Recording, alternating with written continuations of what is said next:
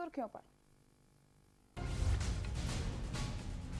चीन में बढ़ते तनाव को लेकर पीएम मोदी ने तीनों सेना के साथ की प्रमुख बैठक, हालातों का लिया जायजा। अजीत डोभाल भी रहे मौके पर मौजूद।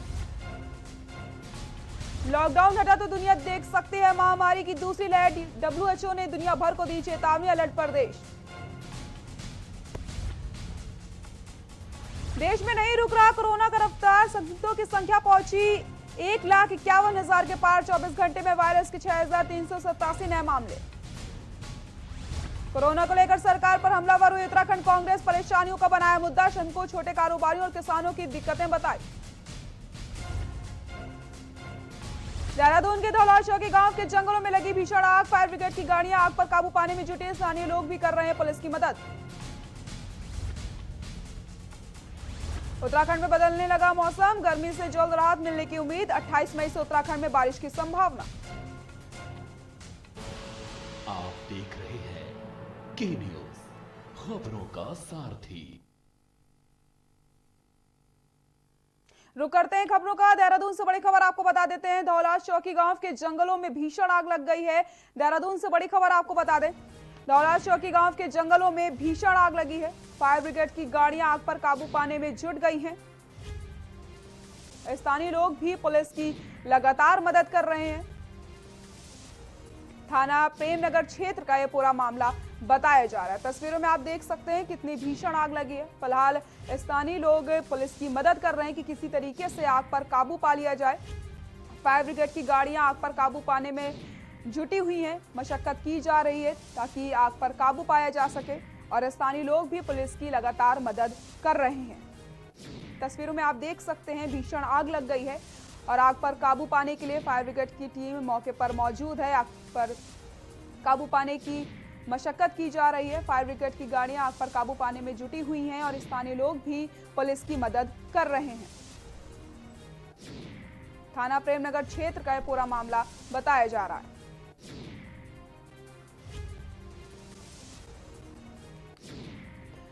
धौला चौकी गांव के जंगलों में भीषण आग लग गई। आपको बता दें, स्थानीय लोग भी पुलिस की मदद करने में जुटे हुए हैं ताकि आग पर काबू पाया जा सके। स्थानीय लोग भी पुलिस की कर रहे हैं मदद। थाना प्रेमनगर क्षेत्र का यह पूरा मामला बताया जा रहा है। और इसी खबर पर हमारे सहयोगी राजेश वर्मा हमारे साथ जुड़ चुके हैं। राजेश, क्या कुछ अपडेट है, क्या आग पर काबू पा लिया गया है? बिल्कुल सृष्टि, मैं आपको बताऊं कि लगातार जिस तरीके से प्रदेश में कोरोना की महामारी की मार जो है प्रदेश झेल रहा है, तो वहीं कहीं ना कहीं आरा भी जो है राजधानी में 40 से ऊपर बढ़ चुका है, जिसके चलते जो पहाड़ी क्षेत्र है, जो सूखी जंगल है, उनमें जो है आग का मंजर जो है वो देखने को मिल रहा है। ये राजधानी से महज 15 किलोमीटर की दूरी पर स्थित धुलासू गांव है, जहां पर लगातार 3 दिन से पहाड़ियों पर आग लगी हुई है। आप देख सकते हैं जो तस्वीरें हैं वो कहीं ना कहीं जो है इस तरह की आग को बुझाने के लिए जो स्थानीय लोग हैं वो लगातार प्रयास कर रहे हैं। बकायदा फॉरेस्ट टीम वहां पर काम कर रही है और तमाम गाड़ियां जो है वो आग अग्नि की वो उनको बुझाने का काम कर रही है, लेकिन आग पर भी काबू जो है वो काफी हद तक पा लिया गया है। लेकिन लगातार जैसे हमने आपको बताया कि राजधानी समेत कई ऐसे और भी इलाके हैं जो गढ़वाल के पहाड़ी क्षेत्रों पे जो है इस तरह की आग लगी है। क्योंकि सरकार जो है पारा जो है वो दिन पर दिन बढ़ रहा है, तो कहीं ना कहीं जो प्रदेश में जो है लगातार गर्मी का प्रकोप जारी है, तो कहीं ना कहीं राहत भरी खबर है कि मौसम विभाग ने कहा किया है कि अगले 24 घंटे में थोड़ी मध्यम वर्षा जो है वो राजधानी समेत कई जिलों में देखने को मिलेगी। लेकिन फिलहाल जो आप देख सकते हैं तस्वीरें बयां कर रही हैं कि पहाड़ों का क्या हाल है, किस तरीके से जो आग है वो आग की चपेट में ये पहाड़ धीरे धीरे आ रहे हैं। वहीं राजधानी में कई ऐसे रिहायशी इलाके हैं जहां पर पेयजल का भी संकट देखने को मिल रहा है। कई जगह पर पानी की जो है किल्लत वो दिख रही है। लेकिन फिलहाल जो सरकार के जो दिशा निर्देश है वो जारी कर दिए गए हैं कि जो भी इस तरीके की जहां पर आग लगी है उनको तुरंत बुझाने का काम जो है वो लगातार सरकार या विभाग द्वारा वो किया जा रहा है। लेकिन जिस तरीके से लगातार टेम्परेचर बढ़ रहा है राजधानी में, तो कहीं ना कहीं आगे के लिए संकट बढ़ सकता है। जी राजेश, बहुत बहुत शुक्रिया आपका इन सभी जानकारी के लिए। तो लगातार प्रयास किए जा रहे हैं कि किसी तरीके से आग पर काबू पा लिया जाए। फायर ब्रिगेड की टीम मौके पर मौजूद है, साथ ही साथ स्थानीय लोग भी पुलिस की मदद कर रहे हैं कि किसी तरीके से आग पर काबू पा लिया जाए। जिस तरीके से लगातार गर्मी बढ़ती जा रही है, कई जगहों पर आग लग रही है और देहरादून के जंगलों में भीषण आग लगी है, उस पर काबू पाया जा रहा है। मौके पर फायर ब्रिगेड की टीम भी मौजूद है और स्थानीय लोग भी लगातार पुलिस की मदद कर रहे हैं। रुद्रपुर से बड़ी खबर आपको बता देते हैं। शॉर्ट सर्किट से दुकान में लगी है भीषण आग, आग से लाखों का सामान जलकर खाक हो गया है। रुद्रपुर से बड़ी खबर आपको बता दें, शॉर्ट सर्किट से दुकान में आग लग गई है, आग से लाखों का सामान जलकर खाक हो गया है। फायर ब्रिगेड मौके पर पहुंची और आग बुझाई गई है। रुद्रपुर ट्रेन अग्रसेन चौक का यह पूरा मामला बताया जा रहा है। शॉर्ट सर्किट से भीषण आग लग गई। आपको बता दें, इस आग में लाखों का सामान जलकर खाक हो गया। आग से लाखों का सामान जलकर खाक हुआ है, लाखों का नुकसान हो गया है। फायर ब्रिगेड मौके पर पहुंचकर आग को बुझा लिया है। रुद्रपुर ट्रेन अग्रसेन चौक का यह पूरा मामला बताया जा रहा है। और इसी खबर पर हमारे सहयोगी शाहिद खान हमारे साथ जुड़ चुके हैं। शाहिद, क्या कुछ अपडेट है आपके पास? शॉर्ट सर्किट से आग लगी है, लाखों का सामान जलकर खाक हो गया है। जी बताना चाहूंगा, ये रुद्रपुर के अग्रसेन चौक पे एक ये भारत टेलीकॉम का नाम से मोबाइल शॉप थी, इसमें शॉर्ट सर्किट से आग लग गई और जो इस दुकान में रखा सारा सामान था जलकर आग हो गया। जो दुकान के स्वामी हैं उनके द्वारा बताया जा रहा है कि मेरी दुकान में इतना सामान था वो जल के पूरे लाख हो गया, लाखों रुपए का नुकसान हुआ है। और जो फायर ब्रिगेड है उसने आके बड़ी मुश्किल से आग बुझा पाई। जी शायद, बहुत बहुत शुक्रिया आपका इन सभी जानकारी के लिए। तो शॉर्ट सर्किट से भीषण आग लगी, लाखों का सामान जलकर खाक हो गया। रुद्रपुर ट्रेन अग्रसेन चौक का पूरा मामला बताया जा रहा है, जहां पर शॉर्ट सर्किट से आग लगी। फिलहाल फायर ब्रिगेड ने आग पर काबू पा लिया है, आग को बुझा दिया गया है, लेकिन इस आग से लाखों का सामान जलकर खाक हो गया। चमोली से खबर आपको बता देते हैं, जहां पर 3 लोगों पर पुलिस ने दर्ज किया है मुकदमा। चमोली से बड़ी खबर आपको बता दें, 3 लोगों पर पुलिस ने दर्ज किया है मुकदमा। चमोली से खबर बता दें, होम क्वारंटाइन के नियमों के उल्लंघन के मामले पर यह मुकदमा दर्ज किया गया है। थाना गैरसैंण पर सुसंगत धाराओं में मुकदमा दर्ज किया गया है। गैरसैंण महल चोरी के रोहिड़ा पालीवाल गांव का पूरा मामला बताया जा रहा है, जहां पर 3 लोगों पर दर्ज किया गया है मुकदमा। चमोली से खबर आपको बता दें, होम क्वारंटाइन के नियमों के उल्लंघन के मामले में दर्ज किया गया है मुकदमा। लगातार ये आदेश जारी किए जा रहे थे कि जो भी उल्लंघन करता है लॉकडाउन का, उसके ऊपर मुकदमा दर्ज किया जाएगा। और यहाँ पर चमोली से आपको हम खबर बता रहे हैं, जहाँ पर 3 लोगों पर मुकदमा दर्ज किया गया है। होम क्वारंटाइन के नियमों के उल्लंघन के मामले में ये मुकदमा दर्ज किया गया है। थाना गैरसैंण पर सुसंगत धाराओं में मुकदमा दर्ज किया गया है। होम क्वारंटाइन के नियमों के उल्लंघन के मामले में दर्ज किया गया है मुकदमा। थाना गैरसैंण पर सुसंगत धाराओं में मुकदमा दर्ज किया गया। गैरसैंण मेहल चोरी के रोहिड़ा पालीवाल गांव का पूरा मामला बताया जा रहा है।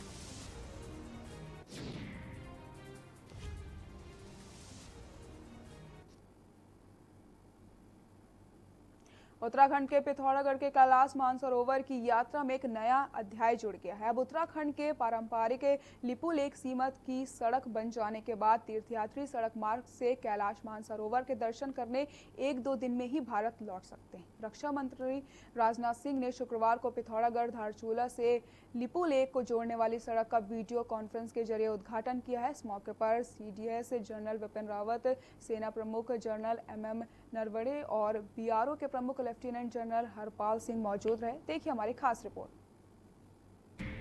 PM मोदी का सपना हुआ पूरा, कैलाश मानसरोवर की यात्रा होगी आसान। 21 दिन का सफर 1 दिन में होगा पूरा। लिपुलेख सड़क से लोगों को राहत, पिथौरागढ़ के रास्ते मानसरोवर पहुंचेंगे लोग। सड़क से सेना की आवाजाही होगी आसान, लोगों को व्यापार करने में भी सुविधाएं। मानसरोवर की यात्रा भारतीयों के लिए आसान होगी और सेना को बॉर्डर पर पहुंचने में भी आसानी होगी। दरअसल भारत और नेपाल सीमा पर लिपुलेख और कालापानी पर चल रहे विवाद के बीच उत्तराखंड के पिथौरागढ़ जिले के धारचूला से लिपुलेख तक भारत ने 80 किलोमीटर की सड़क बना डाली है। इससे कैलाश मानसरोवर की यात्रा जो पहले 21 दिन में पूरी होती थी, वो अब महज 1 दिन में ही पूरी हो जाएगी। इसको लेकर जहां स्थानीय लोगों में उत्साह और खुशी है, तो वहीं पड़ोसी मुल्क नेपाल में परेशानी देखी जा रही। इस सड़क से भारतीय सेना की आवाजाही बेहद आसान हो जाएगी। कुछ दिन पहले ही रक्षा मंत्री राजनाथ सिंह ने सड़क का शुभारंभ किया था, जिसके बाद अब इस सड़क को पक्का करने का कार्य युद्ध स्तर पर जारी है। इस सड़क के निर्माण से स्थानीय लोग खुश नजर आ रहे हैं, क्योंकि इससे सीमा से लगे गांवों की आवाजाही आसान हो जाएगी। इसके साथ ही सेना भी बॉर्डर पर आसानी से आ जा सकती है। स्थानीय लोगों के अनुसार इस रोड से उनके व्यापार में आसानी हो जाएगी। वर्तमान में लिपुलेख दर्रे के दुर्गम मार्ग से पैदल यात्रा पर जाने वाले यात्रियों को करीब 1 से 1.5 लाख रुपए प्रति यात्रा खर्च होता था। सुविधाओं के अभाव में यात्रियों को काफी दिक्कतों का भी सामना करना पड़ता था। घटिया पगड़ से लेकर लिपुलेख तक करीब 75.54 किलोमीटर रोड का काम बीआरओ कर रहा है। लिपुलेख की तरफ 62 किलोमीटर तक रोड का काम पूरा हो चुका है। घटिया बगड़ से आगे की तरफ पहाड़ काट कर सड़क बनाने में ऊंचे पहाड़ होने की वजह से बहुत मुश्किलें आई। दूसरी ओर जिस तरह से नेपाल लिपुलेख और काला पानी पर अपने अधिकार की बात कर रहा है, वो वाकई हैरान करने वाला है, क्योंकि 1816 की सुगौली संधि के दौरान काली नदी को ही सीमा रेखा मान लिया गया था। इसके बाद से अब तक कोई भी संदेह इस जमीनी विवाद को लेकर नहीं था, मगर चीन की शय पर नेपाल ने अपने नक्शे में भारतीय क्षेत्र में आने वाली तमाम जगह पर अपना कब्जा और अपनी जमीन होने की बात करनी शुरू कर दी है। इससे दोनों देशों के संबंध में कुछ तल्खी देखी जा सकती है। हालांकि नेपाल ने इस रोड को लेकर आपत्ति जताई थी, लेकिन भारत ने उसका जवाब देते हुए कहा कि ये रोड हमारे क्षेत्र में बनी है, जिसका विरोध बिल्कुल भी गलत है। बहरहाल मानसरोवर यात्रा करने वालों की अब टेंशन खत्म हो जाएगी, क्योंकि चीन के रास्ते को छोड़ खुद के रास्ते जल्द से जल्द पहुंच जाएंगे। अब यात्रा सुगम और सुखद है। डेस्क रिपोर्ट, के न्यूज इंडिया।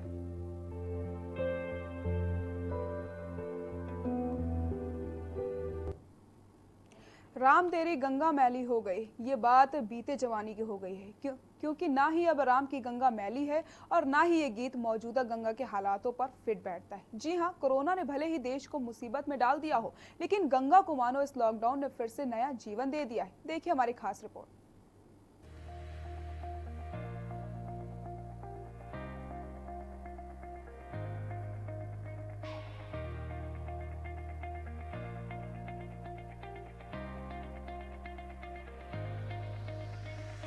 कोरोना महामारी भले ही लोगों के लिए अभिशाप बन गई हो, लेकिन इसकी बीमारी की रोकथाम के लिए देश में जो लॉकडाउन लगाया गया, वो पर्यावरण के लिए वरदान साबित हुआ। एक तरफ जहां शहरों की आबोहवा शुद्ध हुई, वहीं नदियों की सेहत में भी काफी सुधार हुआ है। इसका एक नया नमूना गंगा जल में देखा जा सकता है। जिस मां गंगा को स्वच्छ और निर्मल बनाने के लिए सरकार की सारी कोशिशें फेल हो गई थी, उसे 1.5 महीने के लॉकडाउन ने कर दिखाया है। लॉकडाउन में गंगा के पानी की गुणवत्ता बेहतर और शीशे की तरह साफ हो गई है। गौमुख से लेकर गंगा सागर तक 2500 किलोमीटर का सफर। इस सफर में कई राज्य उत्तराखंड, उत्तर प्रदेश, बिहार, झारखंड, पश्चिम बंगाल से होते हुए एक जीवनदायिनी का गंगा सागर में मिल जाना, ये है कुदरत का एक अद्भुत नजारा। कुदरत से मिली इस अनमोल सौगात का नाम है माँ गंगा। माँ गंगा युगों युगों से मानव जाति का उत्थान करती आई है। यही नहीं, खेत खलियानों को सींचने के साथ साथ इंसानों के पाप तक धोती है माँ गंगा। पर्वतों से निकलकर गंगा का पहला मैदानी पड़ाव होता है ऋषिकेश। ऋषिकेश के बाद सबसे बड़ा दूसरा पड़ाव धर्म नगरी हरिद्वार, जहाँ हर की पौड़ी और तमाम घाटों पर लाखों की संख्या में श्रद्धालुओं का तांता लगा रहता है। स्थानीय खैर हरिद्वार है ये। आज पहली बार मेरे को माँ गंगा का इतना साफ स्वरूप देखने को मिल रहा है। कभी आज तक इतनी स्वच्छ निर्मल नहीं देखी। ये लॉकडाउन के चलते कहते ना, माँ गंगा अपने पुराने स्वरूप में वापस लौटती हुई आ रही है। पहले किस तरीके से आपने भी देखा होगा, गंगा मैया किस तरीके से दूषित जल चल रहा था, आज आचमन करने योग्य भी है, साफ सुथरा है। आप इसकी निर्मलता भी इससे देख कर अंदाजा लगा सकते हैं। गंगा मैया के अंदर जो बीच में पत्थर वगैरह है, वो सब आपको क्लियर दिखाई दे रहे हैं। हरिद्वार के हर की पौड़ी, ब्रह्मकुंड और तमाम गंगा घाट जहां करोड़ों लोग आस्था की डुबकी लगाते हैं, लेकिन लॉकडाउन के चलते आज तमाम घाट सुनसान हो गए हैं। मगर इस सूनेपन में गंगा ने खुद को संवार लिया है। अब जो बहता जल इतना साफ स्वच्छ दिखाई दे रहा है कि कभी इसकी कल्पना भी नहीं की जा सकती। उत्तराखंड प्रदूषण नियंत्रण बोर्ड द्वारा देवप्रयाग, हरिद्वार, ऋषिकेश में लगातार जो है गंगा की मॉनिटरिंग की जाती है। अगर हम मार्च के महीने के डेटा से कंपेयर करें कि मार्च में गंगा की क्या गुणवत्ता थी, गंगा के पानी की, और अब लॉकडाउन के टाइम पर क्या स्थिति है, तो हमें अगर मैं पर्टिकुलरली हर की पौड़ी की बात करूं, हर की पौड़ी में एक बीओडी एक टर्म होता है जो पोल्यूशन का लेवल दिखाता है, उसकी मात्रा में 20% की कमी पाई गई। इस स्वच्छता के पीछे गंगा के घाटों पर इंसानों का ना आना, फैक्ट्रियों का बंद होना, मंदिरों, आश्रम, होटल्स का बंद होना भी बड़ा कारण बताया जा रहा है। उधर गंगा से जीवन यापन करने वाले तमाम लोगों के साथ गंगा सभा तीर्थ पुरोहित समाज भी गंगा के स्वरूप को देखकर काफी खुश है। उनका मानना है कि गंगा का इस तरह का स्वरूप आज तक पहले कभी नहीं देखा है। तो भाग्य का विषय है।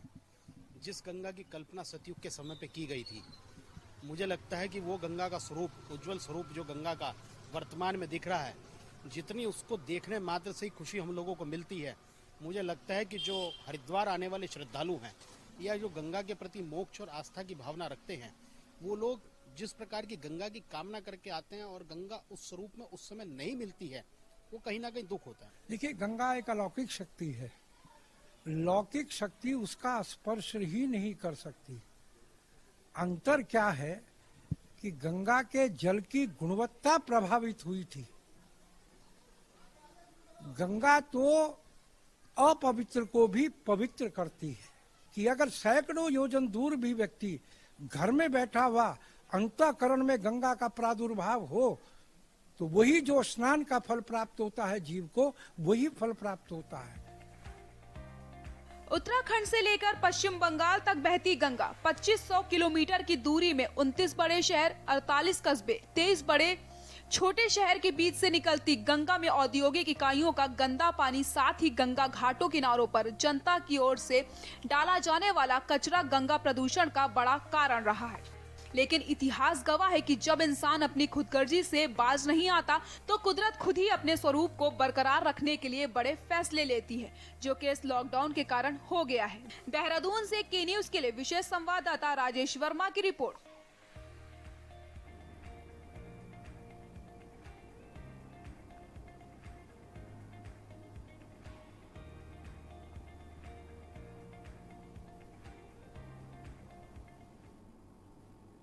रुकते हैं एक छोटे से ब्रेक के लिए, जल्द हाजिर होते हैं।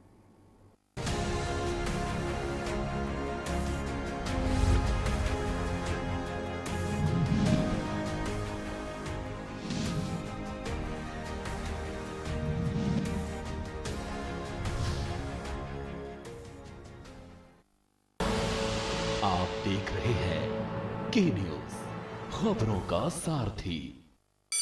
Mount Litra Z School, Unnao, #1 in academics, #1 in sports, best teachers, best result, smart classroom, best transport facility, world class infrastructure के साथ Mount Litra Z School, Unnao।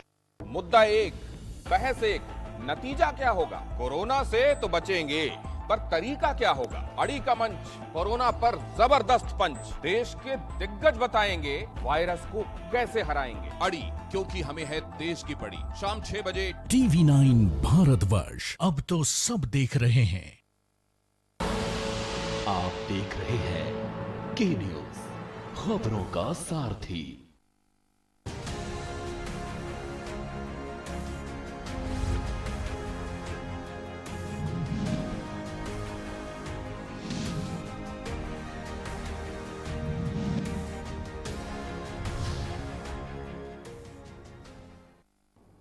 Break के बाद एक बार फिर से आप सभी का स्वागत है। उत्तराखंड सरकार में पर्यटन मंत्री सतपाल महाराज का देहरादून स्थित सर्कुलर रोड पर घर सीज कर दिया गया है। बताया जा रहा है कि मंत्री सतपाल महाराज को मिलने कुछ लोग मुजफ्फरनगर से आए थे, जो कि रेड जोन से आए हुए थे। लिहाजा सुरक्षा के एहतियात मंत्री के आवास को होम क्वारंटाइन कर दिया गया है और मंत्री सतपाल महाराज किसी और घर में शिफ्ट हो चुके हैं।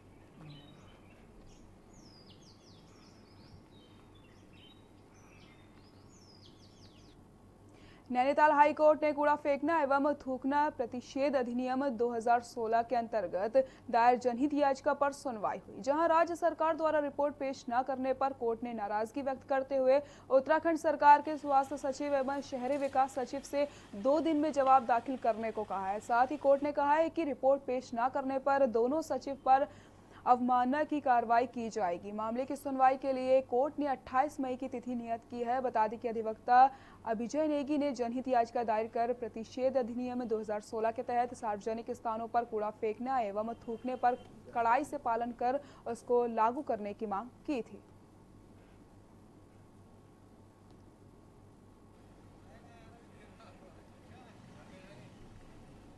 आज माननीय उच्च न्यायालय नैनीताल में कूड़ा फेंकना एवं थूकना प्रतिषेध अधिनियम 2016 के अंतर्गत जो उत्तराखंड में कोई भी कार्रवाई नहीं हुई है लोगों के थूकने पर, लोगों के गंदगी फैलाने पर, और इसका जो एक बहुत बुरा प्रभाव पड़ सकता है कोरोना के पेंडेमिक पर, उसको लेकर जो दाखिल की गई थी जनहित याचिका कि इस 2016 के अधिनियम के तहत चालानी कार्रवाई की जाए और लोगों को दंड दिया जाए अगर वो कोरोना को फैलाने में अपनी गंदगी से जो है मदद कर रहे हैं। प्रवासियों के लगातार राज्य सरकार की ओर से घर वापसी हो रही है, जिसको लेकर उत्तराखंड बीजेपी और कांग्रेस नेताओं में जुबानी जंग जारी हो गई है। जहां कांग्रेस प्रदेश अध्यक्ष प्रीतम सिंह ने मौजूदा सरकार की कार्यशैली पर सवाल खड़े कर दिए तो गंभीर आरोप भी लगाए, जिसमें कांग्रेस प्रदेश अध्यक्ष ने कहा कि प्रवासियों को सही तरीके से क्वारंटाइन नहीं किया जा रहा है, जगह जगह अव्यवस्थाएं हैं। कांग्रेस प्रदेश अध्यक्ष ने कहा है कि कांग्रेस लगातार सरकार से मांग कर रही थी कि मैदानी इलाकों में क्वारंटाइन की व्यवस्था की जाए, संस्थागत पूरा करने के बाद ही लोगों को उनके पैतृक गांव भेजा जाए।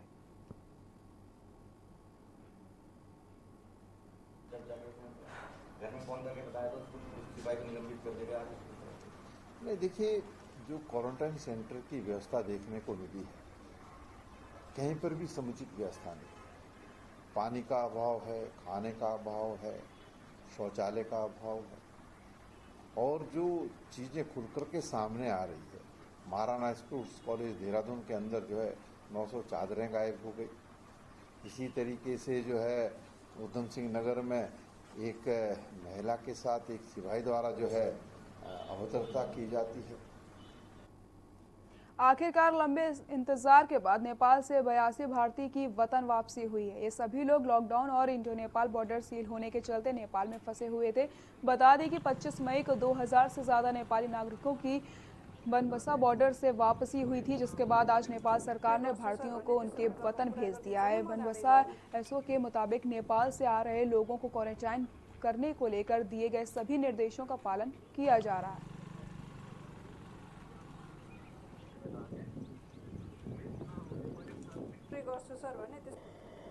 कल भारत और नेपाल का जो बनबसा मार्ग है खोला गया था, जिसमें हमारे बनबसा थाना क्षेत्र में फंसे हुए नेपाली लोगों को पार भेजा गया और वहां से आज जो है 82 भारतीय हमारी सीमा में आए हैं, जिनकी बॉर्डर पर स्कैनिंग की जा रही है और उसके उपरांत जो भी दिशा निर्देश ऊपर से प्राप्त है उसके अकॉर्डिंगली उनको क्वारंटाइन किया जाएगा। हमारा उत्तराखंड में फिलहाल के लिए इतना ही। देखते रहिए के न्यूज़ इंडिया। नमस्कार।